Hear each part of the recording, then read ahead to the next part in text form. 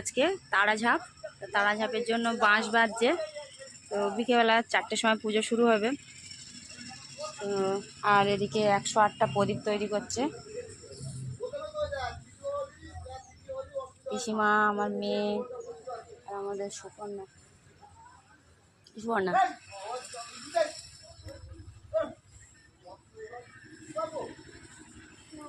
তো এই পুজোর আয়োজন হচ্ছে এখন থেকে সব।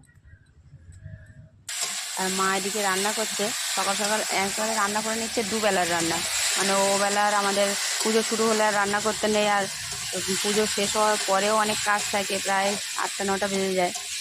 তো মানে পুজোর কাজ কমপ্লিট করতে, তো সেই জন্য আর মা আজকে আবার ধুনো পোড়াবে, গন্ডি কাটবে। তো মা একেবারে রান্না করে নিচ্ছে। মা কিছু খাবে না, উপোস করে রয়েছে। আমরাও সব উপোস করে, তাও আমরা ছাতু খেয়েছি, আর মা কিছু খাবে না।